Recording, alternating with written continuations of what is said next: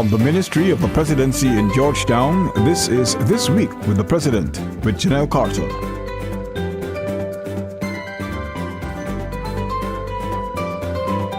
Welcome to another edition of This Week with the President, a weekly news magazine which provides you with an in-depth look at the policies, programs, and work of the President of Guyana in his quest to realize the good life for all Guyanese. I'm your host, Janelle Carter. In the news this week, His Excellency Brigadier Granger announced Total National Defense Policy. MP salary increases described as investment in efficiency, quality, and good governance. And the President calls for a focus on science and technology in the education system. Those stories and more. Stay with us. In light of continued territorial threats from both Venezuela and Suriname, Brigadier Granger has outlined a total national defense policy, which he says has all the elements of instruments of national power needed to protect Guyana's territory. From time immemorial, Guyana has sovereignty and has consistently been threatened by the two countries, and this in many ways has hampered the country's development. So, officers, Guyana is in a state of permanent engagement in these contrived controversies. Controversies which were invented by Venezuela and Suriname only at the onset of Guyana's independence. To survive, therefore, Guyana must plan permanently to be in a state of total national defense. It has not gone away. The claims have not gone away in 50 years, and they will not go away in the next 50 months. Regardless if I speak to Maduro, or Bouterse, or Ban Ki-moon, the claims will not go away in the next 50 months. That is why we need to pursue a juridical settlement, so that the claims could be removed by the courts. The Total National Defense Policy, upon implementation, will give regular and reserve forces the resources they need over the next 5 years to perform their mission. As such, the new policy will place great focus on the reorganization and strengthening of the Guyana Defense Force on 5 pillars, which emphasize on Air Corps, the Coast Guard, and the Engineer Corps. Brigadier Granger outlined these to the force, noting that Guyana's sovereignty must not be taken for granted. That policy must be based on 5 pillars. First and foremost is personnel. The force must be brought up to the authorized establishment strength to meet the current and unforeseen challenges. A study will be done to examine exactly how the regular force could be augmented. And as you will hear later, the reserve force must be reconstituted, and it must be maintained. And this is not a suggestion, it's not a hint, it's not a clue, it's not a request. The reserve force must be brought up to 50% of the regular strength. The policy will also see the re-establishment of the People's Militia as a credible reserve in all 10 regions, and the National Cadet Corps to allow boys and girls between the ages of 12 and 18 years in secondary school to pursue part-time training. Further, a Civil Defense Corps will be established to support the work of the Civil Defense Commission in responding to and managing disasters. Troops are not to be deployed on the streets and villages without the explicit permission of the Minister of Defense or the Guyana Defense Board.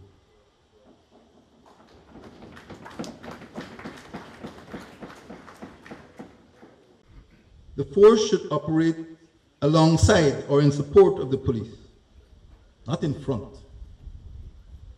when becoming involved in internal security disturbances. Operations in future should have a clear and carefully defined mission. Troops, once their specific mission has been accomplished, should return to barracks. They must not become part of the rural landscape. The business of public order and everyday law enforcement, such as catching crooks, is a police task and should remain so. Meanwhile, on Friday, the President's presence at the Inter-Service Annual Athletics Championship added to the excitement as ranks of the joint services engaged in friendly but fierce competition against each other. The event was held at the National Track and Field Center at Leonora on the west coast of Demerara. ISAC 2015 offers us another opportunity to demonstrate the essence of teamwork as we represent and cheer on our athletes from the different services in the various track and field events listed on our program for today.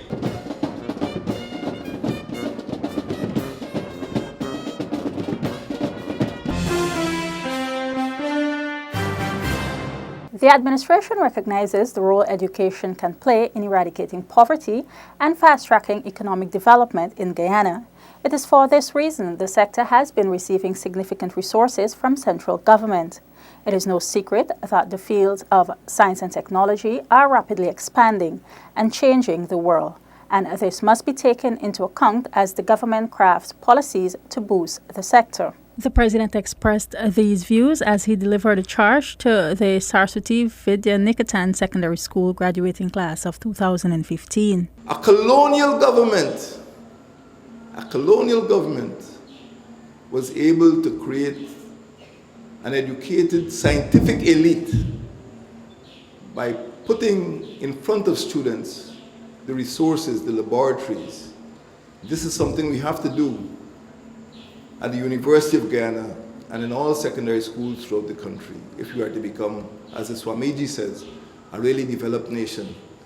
It's good to study history, good to study poetry, but it's more important if you want to develop this country for us to produce scientists, technologists, engineers, and mathematicians. President Granger has also referred to Guyana as a country of bright prospects, but also one of colossal complexity, with a field of unprecedented opportunities ahead.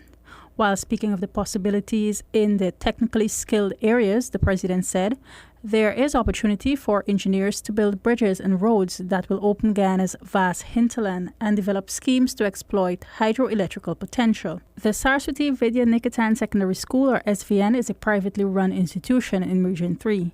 It continues to produce outstanding performances and this year captured the top 2 spots in the Caribbean Secondary Education Certificate Examination. The 2005 top student, Victoria Najab, gained 21 Grade 1 passes, counting her double award in agricultural science, while runner-up Vamandev Hirilal gained 19 Grade 1s and a Grade 2. Najab received the President's Award for Best Graduating Student. She will also be presented with a further $100,000 to assist with her Caribbean Advanced Proficiency Examination, CAPE studies. Shakespeare said that some are born great, some achieve greatness, and some have greatness thrust upon them. In life, we can't always count on being born great or having it thrust upon us. But always remember that the opportunity to achieve greatness is forever within our grasp. Today, we are not only celebrating our own success, but we are marking a great achievement for our country. We are the children of this nation, and our efforts are Guyana's fortune, and our accomplishments are Guyana's triumph. In less than a decade, the SVN has become a household name throughout not only Guyana but the Caribbean by producing some of the country's best performers at CSEC and CAPE. Over 12,600 students wrote the CSEC exam this year. Of these, 47 students, that is 0.37%, passed the exam with 11 Grade 1s and more. And of these 47 students, there were 11 SVN students, making up a total of 23% from that group. While at the national level and in the region, the pass rate at English and math are around 50%, SVN has consistently produced the highest pass rate, with English at 86% and maths at 92%. The school has been a major part. It's changed my entire view towards education as a whole. I see education as a duty, but now I see it as more of a privilege. Taught me various forms, the importance of discipline in education, humility, respect, the importance of having a clean environment. All of these complement my pursuit of education greatly, and I guess that's what led me obtaining such good grades. The principal spoke of the hard work of teachers who worked with students, some of whom entered the school with average marks at the National Grade 6 assessment. 14 students with marks in the low 400s at the NGSA graduated with 12 subjects or more at CSEC from the institution. CXC wasn't that easy. We went through a lot, and it wasn't quite easy staying up late of nights, but I guess you guys should not give up to write. And my advice to students out there, those of you who are going to write CXC soon, those of you who are struggling right now, and I would like to say that you guys should not give up. CXC, it sounds hard. There's a lot of work to it, but at the end, you will benefit from it. I came with common entrance results, 403 marks, and with such a average mark and students that was like at the top of the class, I had to try to focus in class and to pay keen attention to the teachers, ask questions, and my advice to students now that don't sit with questions like if you don't understand something, you ask the teacher, because if you sit and don't ask, you will never get to learn or get to find the answer to the question. This year, 62 students from SVN sat the CSEC examination, while 7 sat at the Caribbean Advanced Proficiency Examination, CAPE. The government's decision to increase salaries of the Prime Minister, ministers, and members of Parliament has been described as a difficult decision by Brigadier Granger, but one that was necessary to ensure a strong and effective cabinet that can do the hard work that is necessary to support the development of Guyana. As far as the salaries were concerned, a decision was taken. We had to make some choices, and the choices were made in order to assure the public of the efficiency and the commitment of the ministers, and I think that has been done. I am aware of the criticism, but we had to make choices, and the choice was made in favor of having a stronger cabinet. On Friday, October 16th, on the public interest, Brigadier Granger said that while the decision was difficult, Guyanese can be assured that the increases were given with the best interests of the country at heart, and described the move as an investment in efficiency, quality, and good governance. It was a difficult choice in the first place. It is not something we made recklessly. We had to consider all of the options, and in the final analysis we felt that this was a means of ensuring that the work of the cabinet, the work of the coalition would continue. I must point out that many of the members of the cabinet were professionals, some came from private enterprise, and we felt that we had to make a sacrifice to get the best quality persons. While the criticisms continue to mount, Brigadier Granger said that he is confident that in time Guyanese will see the merits regularizing and upgrading the income of the country's senior officials. What we did is not the ultimate solution. Some of them are getting much less than they might have gotten in private life, but we are trying to ensure that the coalition cabinet is such that there's a high level of efficiency. And we felt that this is the cost of having a coalition, this is the cost of having a cabinet of persons who are committed to the development of this country. I would even say that the changes have been an investment in quality governance. And I believe that in time to come, evidence will emerge that we made the correct decision. Brigadier Granger noted that it is now his job to ensure that his cabinet does the work that is necessary to bring about transformative changes in Guyana. He also urged all Guyanese to continue to hold their leaders' feet to the fire to ensure that they serve the country well. The importance of food security in a country can never be taken for granted. The availability of affordable food translates to a healthy population and a reduction in hunger and poverty. Guyana has achieved this status, and with the recent adoption of the United Nations Sustainable Development Goals, the country has pledged to further improve this status. On October 16, Guyana joined the rest of the world in observance of World Food Day under the theme Social Protection and Agriculture Breaking the Cycle of Rural Poverty. The president delivered the feature address at the event held at the IFLOT Community Center to mark the occasion. The motto of this year's World Food Day observance is social protection and agriculture. You heard a lot about social protection, but now we have to break the cycle of rural poverty. Our government is determined to ensure greater food security, and in so doing, we must produce food in greater quantities. We must protect society from hunger. We must promote better nutrition and health.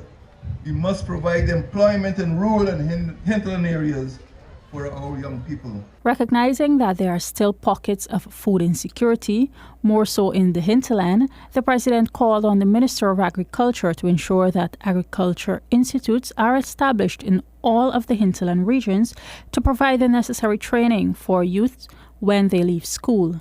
This is intended to ensure that they will be more equipped to remain competitive in a sector that is rapidly changing with technology. Food security is necessary, but it is not sufficient a condition to eradicate extreme poverty and hunger. Increased agricultural productivity, according to the FAO, benefits the poor. It benefits the poor by reducing the price of food. It benefits the poor by increasing incomes for the poor. It benefits the poor by stimulating greater demand in agricultural areas where most of the world's poor live. With the country currently bracing itself for a prolonged dry spell, the issue of climate change and its devastating effects are posing severe challenges for farming communities. Climate change is a real living threat for our people, especially since the narrow strip of land that has the administrative, agricultural, commercial, and industrial center of this dear land is 1.4 meters below the high tide mark and is home to almost 90% of the population.